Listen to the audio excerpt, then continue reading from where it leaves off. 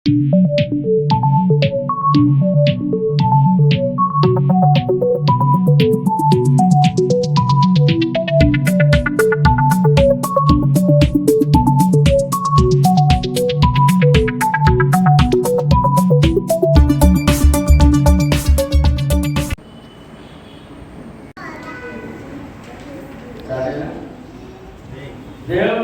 మానవుల జనన మరణములను తెలియచేయు చరిత్ర గ్రంథము బైబిలు. మానవుల జనన మరణములను తెలియచేయు చరిత్ర గ్రంథము బైబిలు. 2. దేవుడు మానవుల శరీర ఆత్మలకు సిద్ధపరిచిన నివాస స్థలములను తెలియచేయు చరిత్ర గ్రంథము బైబిలు. ఇది మన పాఠంలో హెడ్డింగ్ అండి. ఈ పాఠంలో ప్రతి విషయం బైబిల్ వాక్యం నుండి మనము ధ్యానిస్తున్నాం. దేవుడు మానవ జనన మరణములను తెలియజేయ చరిత్ర గ్రంథమైన బైబిల్ గురించి మాట్లాడినప్పుడు మరి లోకంలో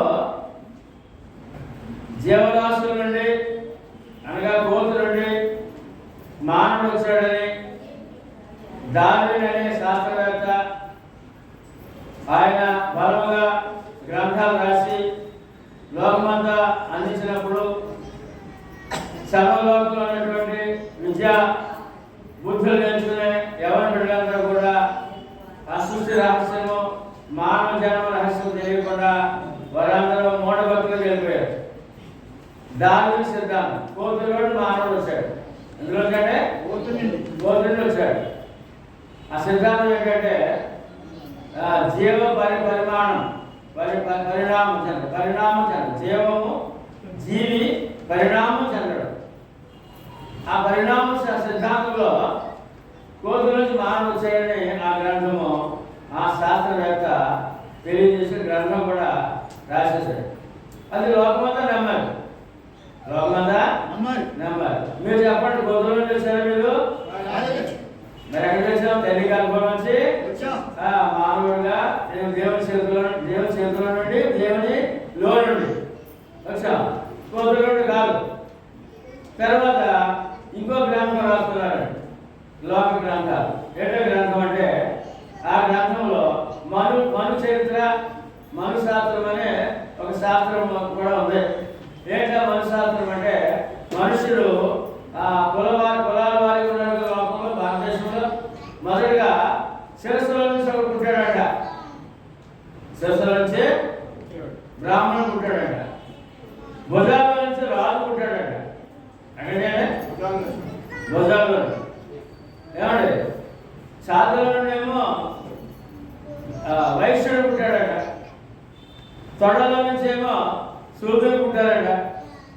పాదాల నుంచి ఏమో ఏమంటే ఎవరుంటారు బడుగు వర్గాలు పుట్టాయంట. పాదాలు శిరస్సు నుంచి ఇలాగా ఆ గ్రంథం ఉంది. భారతదేశం అంతా గ్రంథాన్ని నమ్మి బైబిల్ దగ్గర రావట్లేదు, బైబిల్ నమ్మట్లేదు. ఇప్పుడు నేను చూసాం, సైన్స్ పరంగా ఒక గ్రంథము, ఏమండి మతపరంగా ఒక గ్రంథము. ఆ 2 గ్రంథాల్లో అలా రాశారు. మరి బైబిల్ గ్రంథంలో ఏం రాశారు అని అంటే జనన మరణములను కూర్చిన తెలియజే గ్రంథమే బైబిల్ ఒకటే. మానవ జనన మరణములు. తదుపరి దేవుడు మానవ శరీరాత్మలకు సిద్ధపరిచిన నివాస స్థలములను తెలియజేయు చరిత్ర గ్రంథము బైబిల్. బైబిల్ యొక్క ప్రాముఖ్యత జననం చూద్దాం. బైబిల్ ఏం చెప్తుందో ఆది కాండము 2:7 దేవుడు యెహోవా నేల మట్టితో గడ్డని నిర్మించి వారి నాశకాలలో జీవవాయువును వదలగా నరుడు జీవాత్మయును. చూడండి, ఎక్కడ చూసాడు మానవుడు? దేవుని చేతిలో మలచబడ్డాడు. దేవుని చేతిలో మలచబడ్డాడు, నిర్మించబడ్డాడు. కోతులోంచి రాలేదు. తర్వాత దేవునిలో ఊపిరి నుండి దేవుని ఆత్మ నుండి మానవుడు వచ్చాడు. శరీరము, ఆత్మ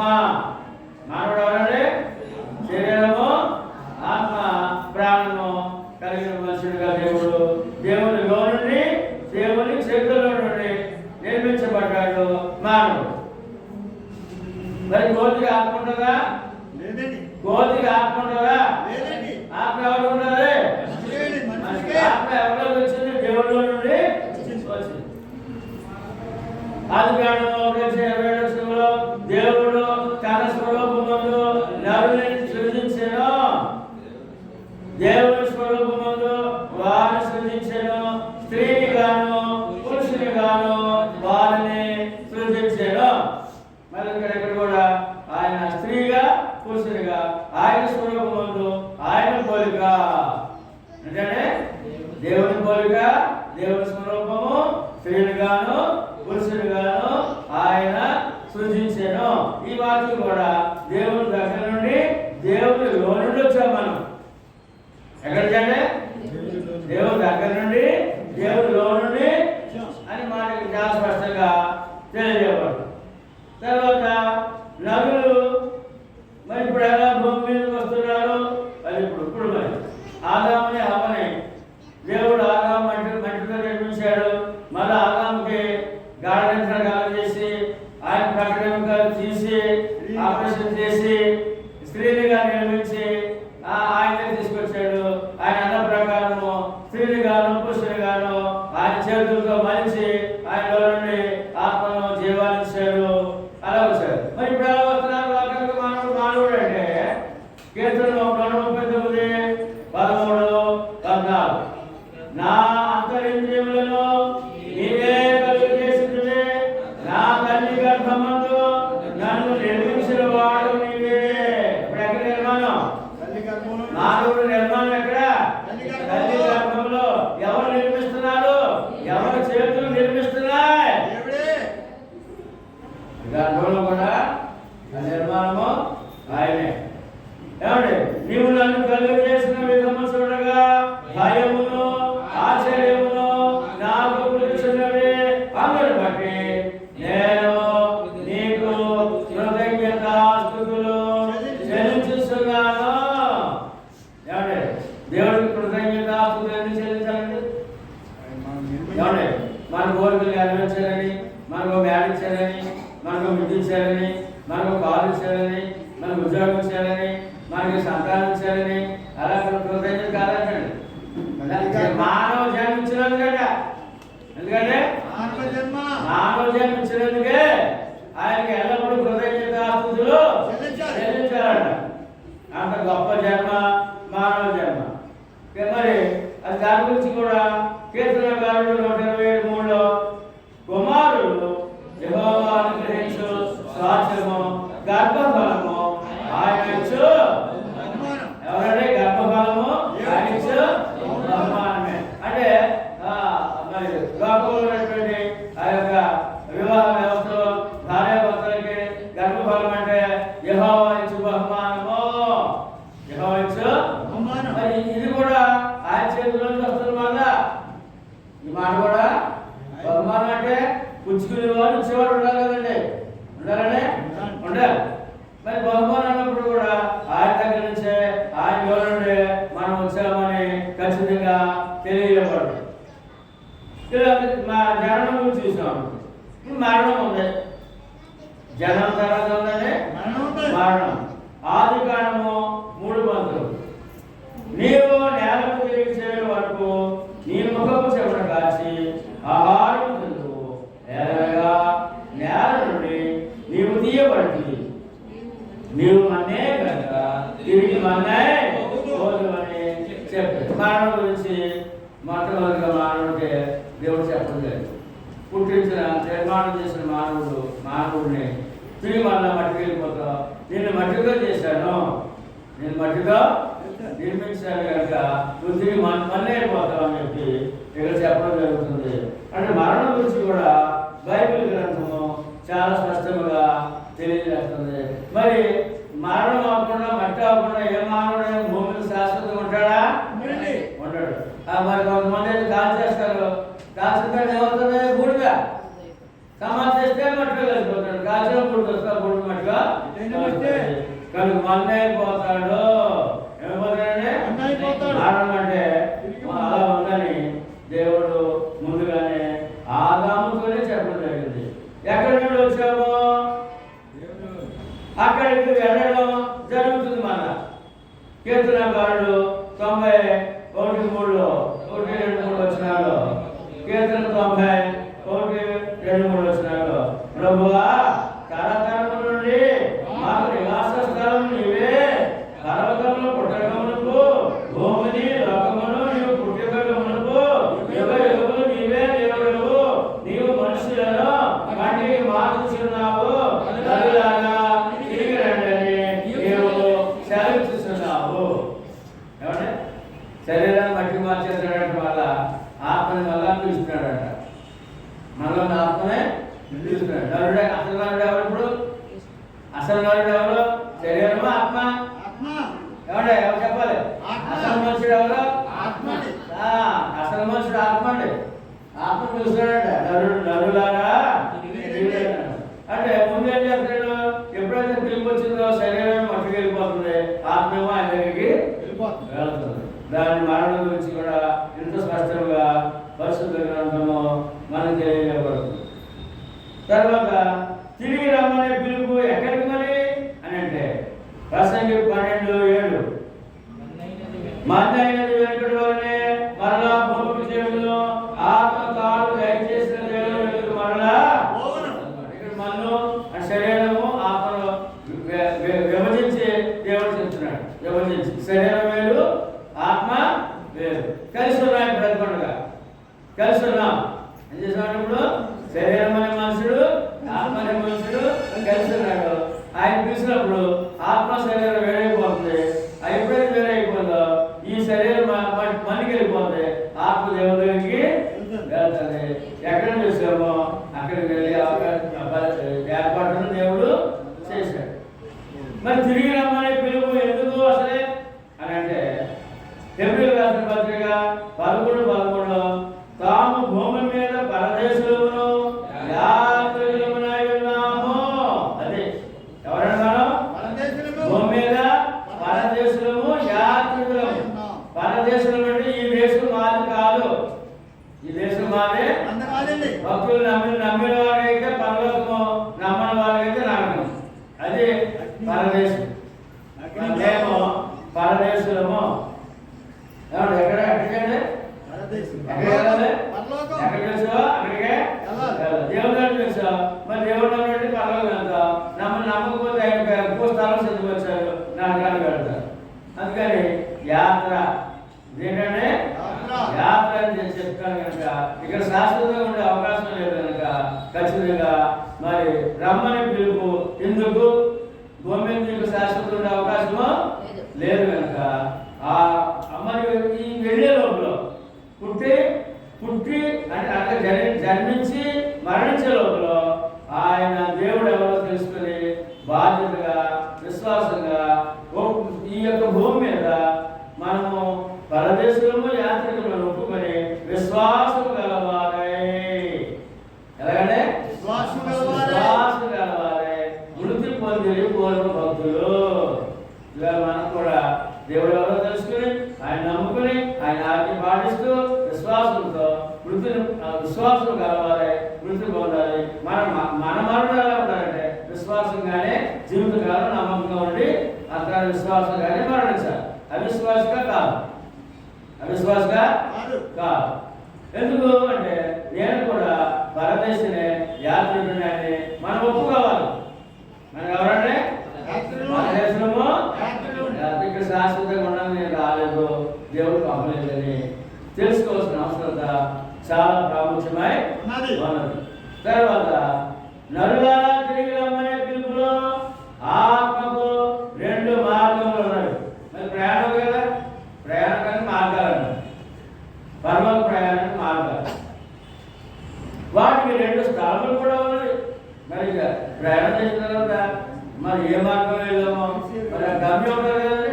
అమలాపురం వెళ్ళి రాజమండ్రి వెళ్ళాలండి. మరి రాజమండ్రి దిగుతాం కదా, అమలాపురం నుంచి రాజమండ్రి వెళ్ళాలి. ప్రయాణం చేసాం, రాజమండ్రి దిగుతామా? మళ్ళీ ఎక్కువ అమలాపురం వచ్చారా అక్కడ దిగుతాం. కాకినాడ బస్ ఎక్కువండి. కాకినాడ అమలాపురం కాకినాడ దిగుతామా? అలాగా ఏమండి? తిరిగి రమ్మనే పిలుపులో ఆత్మకు 2 మార్గములు ఉన్నవి, వాటికి 2 స్థలములు ఉన్నవి. మత్తయి సువార్త 7:13-14లో యేసు ప్రభు వారు సూచించిన మార్గం ఇరుకు ద్వారమును ప్రవేశించుడి, నాశనమునకు పోవు ద్వారము వెడల్పును, ఆ దారి విశాలమునై ఉన్నది, దాని ద్వారా ప్రవేశించు వారు అనేకులు. జీవమునకు పోవు ద్వారము ఇరుకును, ఆ దారి సంకుచితమైనది, దాని కనుగొని వారు వందరే. ఇక్కడ ఈ వాక్యంలో జీవ మార్గము, నాశన మార్గము. ఇప్పుడు ఏ మార్గంలో ఉన్నాం మనం? జీవ మార్గంలో ఉన్నాం. లోకం ఎక్కడ ఉంది? నాశన మార్గం ఉంది. యోహాను 14:6లో జీవ మార్గం కోరుకునే వారికి యేసు నేనే మార్గమును, సత్యమును, జీవమును, నా ద్వారా తప్ప ఎవరు తండ్రి వద్దకు రాడు. దొరికిందా? జీవ మార్గం దొరికిందండి. జీవాధిపతి యేసు ప్రభు ఎవరండి? జీవాధిపతి దొరికాడా? మరి ఎంతకాలం పట్టుకోవాలి? దొరికితే మరణం పర్యంతం ఎంతకాలం? జీవితకాలం. ఆయన ఎంతకాలం పట్టుకోవాలి? జీవితకాలం అండి. ఆ జీవాధిపతిని, ఆ జీవాన్ని అంటే జీవితకాలము పట్టుకుని ప్రయాణము చేయాలి. మన తిరుగు ప్రయాణములకు ముందు భూమి మీద 2 స్థలాలు ఉన్నవని, అనగా 2 ఆత్మీయ రాజ్యములు ఉన్నవని ప్రభు చెప్పారు. మరి ఇక్కడ నివసించినందుకు మళ్ళీ 2 రాజ్యాలు ఏర్పాటు చేశారు, 2 స్థలాలు. ఏంటంటే దైవ సన్నిధి, సాతాన సన్నిధి. ఏంటంటే దైవ సన్నిధి, సాతాన సన్నిధి. మన ప్రభువుని ఆరాధించినప్పుడు ఏం చేస్తాం? దైవ సన్నిధి అంటాం. దాన్ని ఏమంటామంటే దైవ సన్నిధి. తర్వాత కాకపోతే సాతాన సన్నిధి. అనగా దేవుని రాజ్యము, సాతాన రాజ్యం, 2 స్థలాలు. మత్తయి సువార్త 12:25-24 అందులో ఏముందంటే, ఇక్కడ యేసు ప్రభు వారు దెయ్యాలు వెళ్ళగొట్టాడు. చాలా భయంకర దెయ్యాలు వెళ్ళగొట్టాడు. దెయ్యమా ఓ తను విడిచిపెట్టి వెళ్ళిపో బయటికి, మళ్ళీ ఎక్కడెక్కడ చుట్టుపక్కల కనపడదని చెప్పి ఆయన గర్తిస్తే గెలవలు ఆడుతూ ఏమంటే ఆ దెయ్యాలు పారిపోతే ఆ చుట్టూ ఆ శాస్త్రులు పరిశీలన ఏమన్నారు యేసు ప్రభు అంటే, వీడు అన్నారు. ఏమన్నారంటే వీడు దెయ్యం పట్టిన వాడు అన్నారు యేసు ప్రభు. ఏమన్నారంటే అలాగే ఊరుకోలేదు, దెయ్యాల అధిపతి ద్వారా ఈ దెయ్యాలు అలగడుతున్నాడు అన్నారు యేసు ప్రభు. అంట దెయ్యాల అధిపతి ఎవరు? సైతాను. ఎవరంటే సైతాను ద్వారా ఇతను దెయ్యాలు కలగడుతున్నాడు. ఇది దేవుని మహిమలో ఏమీ లేదని అవమానం చేస్తే అప్పుడు ఆయన మాట్లాడుతున్నాడు. ఆయన వారు కలపలేని వారు చెట్లను తనకు తానే విరోధముగా వేరుపడిన ప్రతి రాజ్యము పాడైపోవడం, తనకు తానే విరోధముగా వేరుపడిన ఏ పట్టణమైనను, ఏ ఇల్లు అయినను నిలవదు. సాతాను వెళ్ళగొట్టిన తనకు తానే విరోధముగా వేరుపడను. అట్లయితే వారి రాజ్యం ఎలా నిలుచును? ఏంటంటే సాతాను రాజ్యం ఉందని యేసు ప్రభు వారు తెలియజేస్తారు. భూమి మీద సాతాను రాజ్యం ఉందని యేసు ప్రభు వారు తెలియజేస్తారు. మత్తయి 12:5లో నేను దేవుని ఆత్మ వలన దెయ్యములు వెళ్ళగొట్టుచున్నాడా నిశ్చయముగా దేవుని రాజ్యము మీ యొద్దకు వచ్చి ఉన్నది. భూమి మీద దేవుని రాజ్యం కూడా ఉందని ఆయన తెలియజేస్తారు. దేవుని రాజ్యం అంటే ఏంటంటే చెప్పండి? దేవుని రాజ్యం అంటే ఏంటి? క్రీస్తు సంఘము.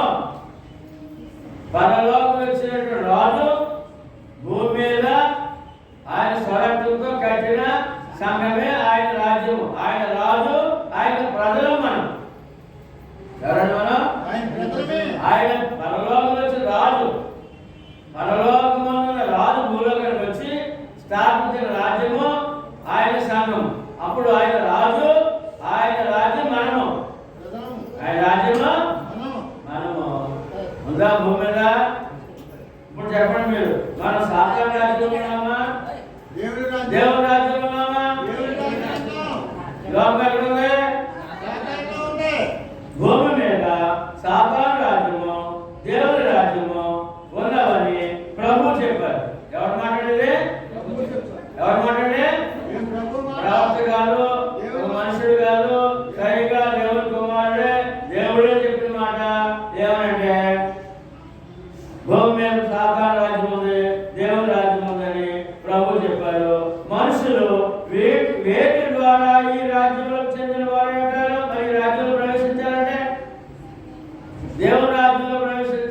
ఆధారం ఏంటి?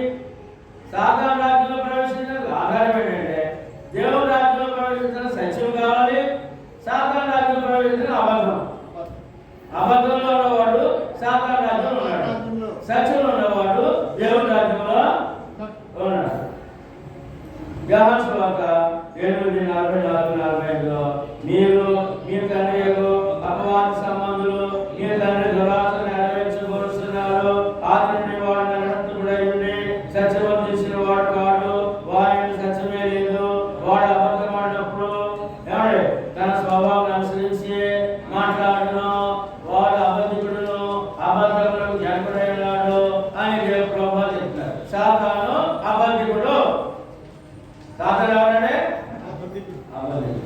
మరి నేను సత్యమునే చెబుతున్నాను కనుక మీరు నన్ను నమ్మరు అని ప్రభువు చెప్పాడు. యేసుక్రీస్తు సత్యవంతుడు. యేసు ఎవరంటే? సాతాను ఎవరంటే? అబద్ధికుడు.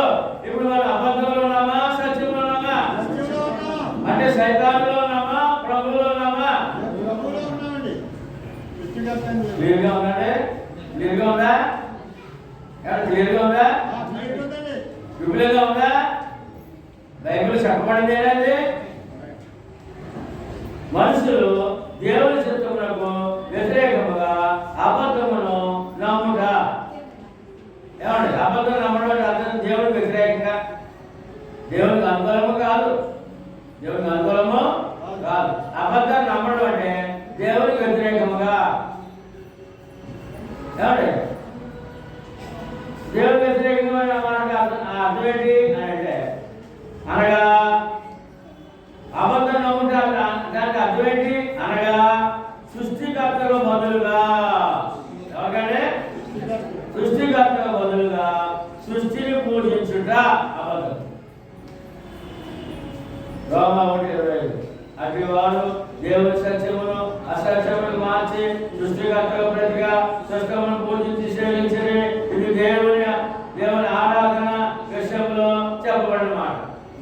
లోకం ఎక్కడ ఉందండి? సృష్టి దగ్గర ఉంది. లోకం అంతా ఎవరు పూజిస్తున్నారండి? సృష్టిని పూజిస్తున్నారు. సృష్టికర్తను పూజ చేయట్లేదు. పూజ అంటే ఆరాధన. పూజ అంటే లోకం ఏం చేస్తుందండి? సృష్టిని ఆరాధిస్తుంది. మనం ఏం చేస్తున్నాం? సృష్టికర్తను ఆరాధిస్తున్నాం. ఏమండి? ఇది దేవుని ఆరాధన విషయంలో చెప్పబడతాను. ఇక మనిషి విషయంలో, మనిషి ప్రవర్తన విషయంలో దేవుని ఆరాధన విషయంలో చాలా స్పష్టంగా వచ్చింది. ఏంటది? సృష్టిని పూజించడం సాతాను రాజ్యంలో ఉన్నట్లే. అంతేకాకుండా మానవ జీవితం అసలు ప్రవర్తన, మనిషి ప్రవర్తన బట్టి, మనిషి ప్రవర్తన విషయంలో ఏంటి ప్రవర్తన? మనిషి ప్రవర్తన ఏంటి? స్వార్థము. మనిషికి ఏంటంటే మనిషికి ఉంది స్వార్థము, దురాశ, దుర్మార్గము, అక్రమ జీవితాన్ని బట్టి సాతాను రాజ్యములో ఎక్కడంటే ఏం చేస్తారని సృష్టిని పూజించిన వారు, ఇదిగో అక్రమంగా జీవించేవారు సాతాను రాజ్యంలో జీవిస్తూ విశాల మార్గంలో పయనిస్తూ పాతాళ మండలి అగ్ని జ్వాలకు పోస్తున్నారు. నష్టమే లాభమా? ఏమండి? సాతాను మార్గం, సాతాను రాజ్యము ఏమండి? నష్టమే లాభమా? నష్టము. ఎక్కడ పోతున్నాడా? అగ్ని జ్వాలకు పోతున్నారు.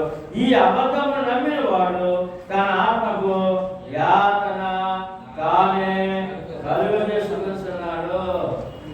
మనిషి తనకు తానే అబద్ధాన్ని నమ్మి తన ఆత్మకు శిక్ష విధించుకుంటాడట. తనకు తానే లోకాలు చూడండి. మేమంతా క్షేమం అన్నాం అనుకుంటున్నారు. వాళ్ళు క్షేమం ఉన్నారా? లేరు. దేవుని చిత్తానుసారముగా సత్యమును నమ్మిన మనుషులు, మరి సత్యమును నమ్మిన వాళ్ళకి ఏంటి పరిస్థితి? సత్యమును నమ్మేవాళ్ళు దేవుని చిత్తాన్ని నెరవేర్చేవారు. ప్రభువా మీ చిత్తమండి, మీరు ఏం చెప్తే అలాగే మేము శిరసావహిస్తామని చెప్పిన వాళ్ళు ఉన్నారు. వాళ్ళే క్రీస్తు సంఘం. దేవుని చిత్తానుసారంగా సత్యము నమ్మిన మనుషులు. 1 కొరింథీ 8:4. లోకమందు విగ్రహము ఒట్టిదనియు ఒక్కడే దేవుడు తప్ప వేరొక దేవుడు లేడనియు ఎరుగుదము. మనము దేవుడు ఎంతమంది? వేరొక దేవుడు రాడా? మరి లోకంలో విగ్రహం ఏంటి? దేవి దేవతలు అబద్ధమా నిజమా? అవి దేవుడు దేవతలని మాటలు అబద్ధమా నిజమా? అబద్ధం. లోకమందు విగ్రహము ఒకటే, అందులో దేవత్వం ఏమీ లేదు. అబద్ధం అది. ఆ దేవుడు చెప్పడం అబద్ధం. దేవుడు ఒక్కడే తప్ప వేరొక దేవుడు లేడని ఎరుగుదము. చెప్పండి, మీరు ఎరుగుతున్నప్పుడు ఎంతమంది దేవుడు? వేరొక దేవుడు ఉన్నాడా? ఎరిగిన వారమా?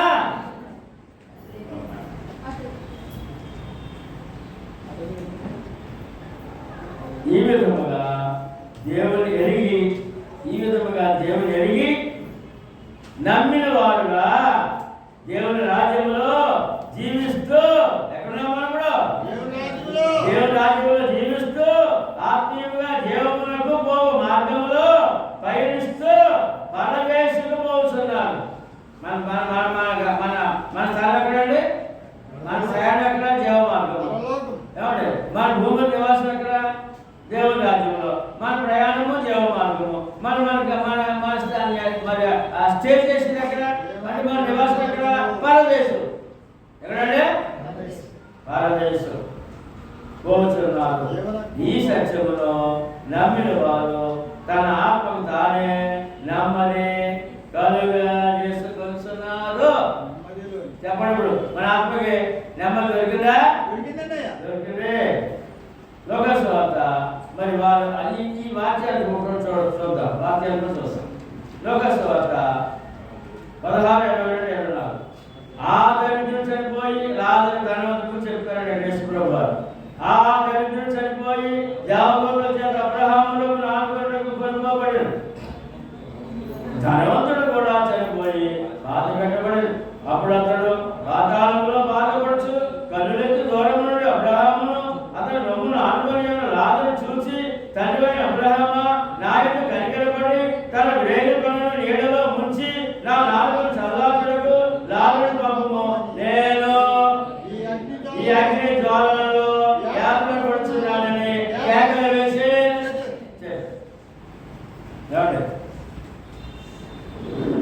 లాజరు ధనం అంటే దేవుని చిత్తానికి లోబడేవాడు, దేవుని చిత్తానికి లోబడేవాడు ఇద్దరు కనపడతారండి. వీరు చనిపోయి క్రీస్తు పూర్వము కానీ 100-250 సంవత్సరాల ముందు చనిపోయాడు. వారి గురించి చేసుకుని మాట్లాడుతున్నారు, వారి ఆత్మల గురించి చేసుకుని మాట్లాడుతున్నారు. ఇప్పుడు ఈ క్షణంలో మనం మాట్లాడుతున్నాం. వారిద్దరూ కూడా ఇప్పుడు లాజరేమో పరదేశంలో భక్తులతో నెమ్మదిగా ఉన్నాడు. ఈ రోజు కూడా ధనవంతుడేమో ఏమంటే అగ్ని జ్వాలలో కాలుతో యాతన పడుతున్నాడు. ఈ రోజు కూడా ఇంచుమించు 2500 సంవత్సరాల చరిత్ర. అంటే 2500 సంవత్సరాల నుంచి కూడా ఆ ఆత్మ కాదని ఉంది. 2500 సంవత్సరాలు లాజరు నెమ్మదిగానే ఉన్నాడు.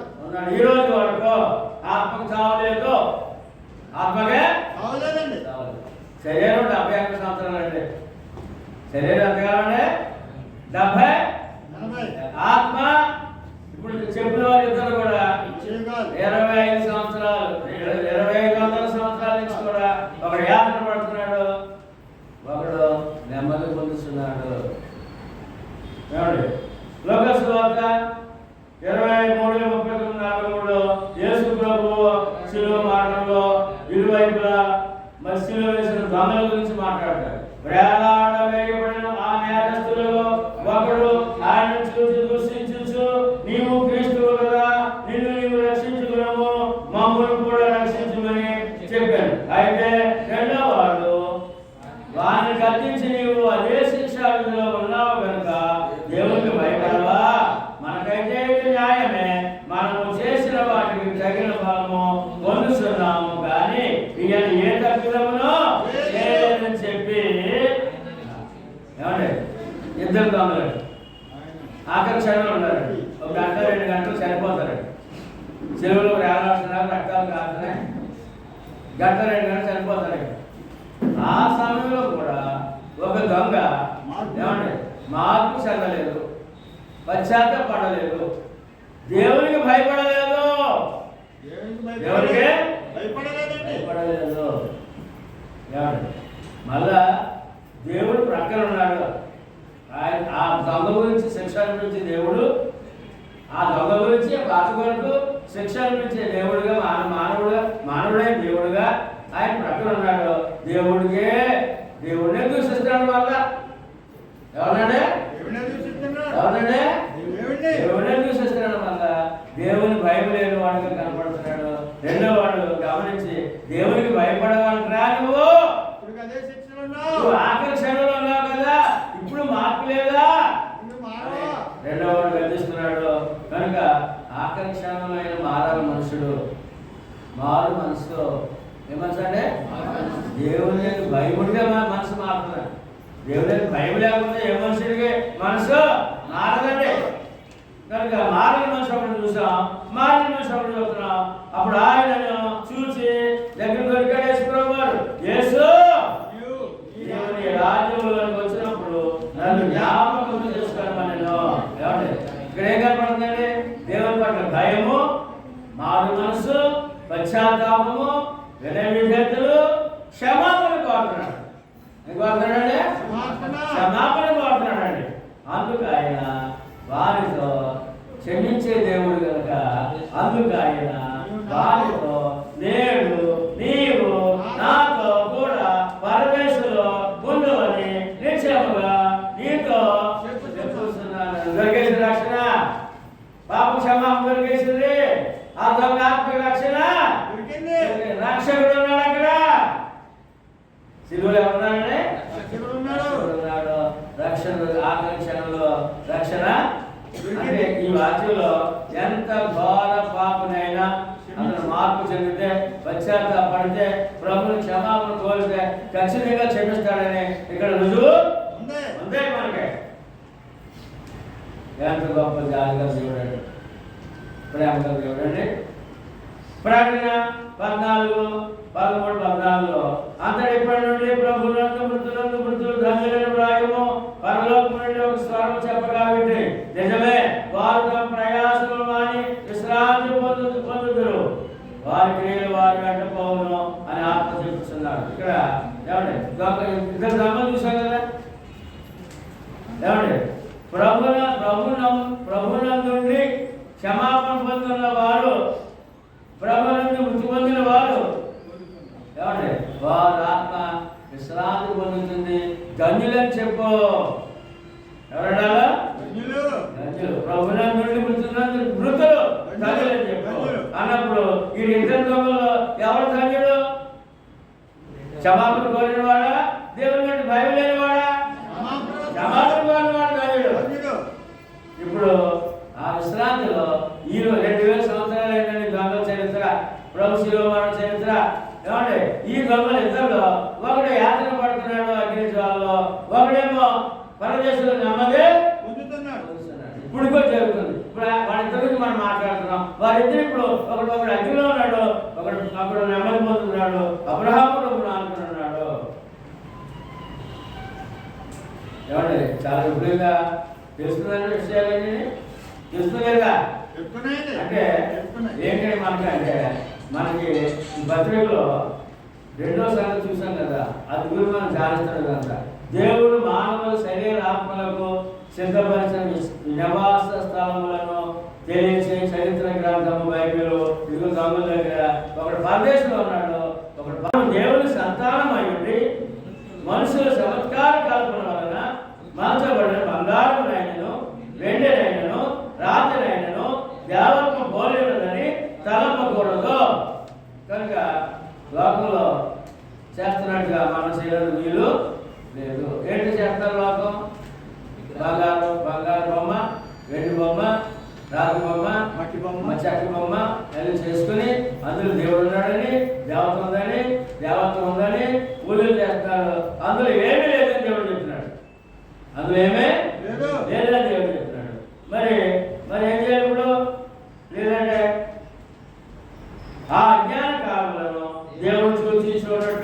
అయినను ఇప్పుడైతే అందరూ మారు మనసు పొందవాలని మనుషులకు ఆజ్ఞాపించుచున్నాడు. ఏంటంటే మారు మనసు ఎక్కడి నుంచి? బంగారము, వెండి, ఎత్తడి, ఇనుము, రాయి, కర్రతో బొమ్మలు అందులో దేవుడు లేడని చెప్పి అక్కడి నుంచి మారు మనసు పొందవలసిన అవసరం ఉంది. మారు మనసా మతం మార్ప? మనసు మార్పు అని మాట. ఇది దైవాజ్ఞ. ఎవరాజ్ఞనే? బ్రహ్మాండ లేదండి, బ్రహ్మాండ కాదు, బ్రహ్మాండ కాదు. ఎప్పుడది? ఇప్పుడైతే అన్నాడు. ఎప్పుడంటే యేసు ప్రభు శిలువ మరణం పొందిన దగ్గర నుండి ఇక పాత జీవిత మానవుడికి అది ప్రయోజనకరమైంది కాదు. మరి ఆయన పాపి కొరకు శిలువలో వాడికి సమాధి తిరిగిలేశారు కదా. అప్పటి నుండే అందరూ ఎంతమంది? అందులో ఎవరున్నారు? యూదులను. ఎవరున్నారంటే? యూదులు కూడా ఉన్నారు. మీరు కూడా మార్పు చెందాలయ్యా. ఈ ధర్మశాస్త్రం మీకు పనిచేయదు. ఇంకా పాత్ర మీకు పనిచేయదు. అంతటను మారు మనసు పొందాలని మనుషులకు ఆజ్ఞాపిస్తున్నాడు. ఆ ఆజ్ఞకు యూదులు లోపడలేదు. ఇప్పటి వరకు కూడా, ఈ రోజు వరకు లోపడలేదు. లోపడ్డారంటే లోపం అంతా లోపడలేదు. మనం లోపడ్డామా? ఆయన ఆజ్ఞ లోపడ్డామా? ఏంటి ఆజ్ఞ? మారు మనసు పొందవాలని. ఏంటంటే మరి మన విగ్రహాలు చేస్తాము మనం ఏమా కాదు. మీరు మళ్ళీ విగ్రహం చేస్తారా? ఎందుకు చేయరు? చెప్పండి. అదే దైవాజ్ఞ. రత్నకుమారి గారు మళ్ళీ విగ్రహాలు చేస్తారా? ఎందుకు చేయరు? మారు మనసు దైవాజ్ఞ. నేను మారు మనసు పొందాను, పాత జీవితానికి స్వచ్ఛ చెప్పాను. పాత జీవితానికి పూర్వం చేసిన పూజలకి స్వచ్ఛ చెప్పాను. ఎందుకనగా తాను నియమించిన మనుషుల చేత నీతిని అనుసరించి భూలోకమునకు తీర్పు తీర్చబోయేది ఒక దినమును నిర్ణయించి ఉన్నాడు. మనుషులలో నుండి ఆయనను లేపినందున దీన్ని నమ్ముటకు అందరికీ ఆధారము కలుగు చేస్తున్నాడు. ఎంతమంది అంటాడు తీర్పు? భూలోకం అంతటికి. ఎంతమంది? మరి అన్నాడు ఏమండి? అందరికీ ఆధారం అంట. ఏంటి ఆధారము? మనిషి చనిపోయిన మనిషి తిరిగి లేస్తాడు ఆధారం అంట. మనిషి చనిపోయిన మనుషుడు తిరిగి లేస్తాడు ఆధారం అంట. ఎవరు ఆధారం అంట? యేసుక్రీస్తే ఎవరంటే? మానవుడు వచ్చి యేసుక్రీస్తు చనిపోయి తిరిగి లేచారు కదా. అది ఆధారం చూపుతాడు కాబట్టి దేవుడు ఆధారం ఉంది. చనిపోయిన మనుషులు తిరిగి లేస్తాడు, తీర్పులోకి వస్తాడు. ఆధారం ఉంది. ఆధారంతో తీర్పు. ఎందుకంటే ఆధారంతో తీర్పు ఖచ్చితంగా నమ్మవలసిన అవసరం కదా. అంటే మట్టి గాలి కాదు. ఇవాళ చేస్తే రేపు రెండు కాదు. మళ్ళీ తిరిగి లేస్తావు. దేవుడితో నిలబడి సమాధానము తీర్పులో నిలబడాలి. చిన్న పెద్ద నేరాలు చేసినాడు కేసు ముఖ్యంగా అనుకోండి, అలా కోర్టు పెట్టాలి అనుకోండి, ఖచ్చితంగా జడ్జి గారు నిలబడాలిగా. చిన్న కేసే ఏం కేసు? ప్రాణాత్మకమైన కేసే కాదు. తిట్టుకోవడమో దూషించుకోవడమో లేదేదో చిన్న కలహాలు అది చేసేయండి. కేసు కోర్టు పెట్టారు. మరి జడ్జి గారు నిలబడగా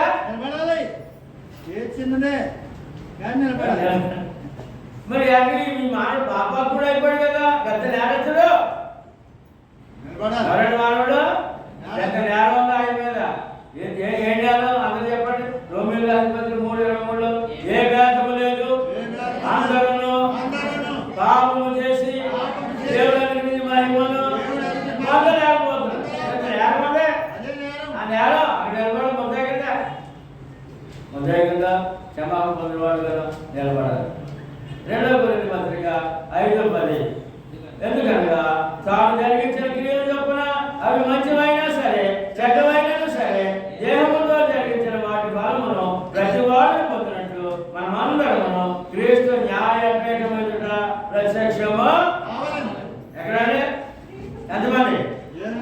నీతిమంతులు భక్తిహీనులు కూడా, భక్తిహీనులు కూడా ఆయన ఎదురు నిలబడే రోజు ఒకటి ఉంది. ఆయన నిర్ణయించాలంట, ఇతను ముద్దాయి కాదు, ఇతను దోషి కాదు అని ఆయన చెప్పాలంట. అక్కడ నిలబడే రోజు ఒకటి ఉంది. Judgement day. ఆయన సింహాసనం ఎదుట, క్రీస్తు సింహాసనం ఎదుట నిలబడే రోజు ఒకటి ఉంది. మనం నిలబడతామండి, ఏమండి నమ్మని వారు నిలబడతారు. అందుకని ఆ విషయాన్ని విపులంగా ప్రభు వారు ఆయన శరీర ధారణగా చెప్పారు. మత్తయి సువార్త 25:31-33. తన మహిమతో మనుష్య కుమారుడు ఆయనతో కూడా సమస్త దూతలను వచ్చినప్పుడు ఆయన తన మహిమగా సింహాసనం మీద ఆశీర్వదించును. అప్పుడు సమస్త జనములు ఆయన ప్రభు చేయబడును.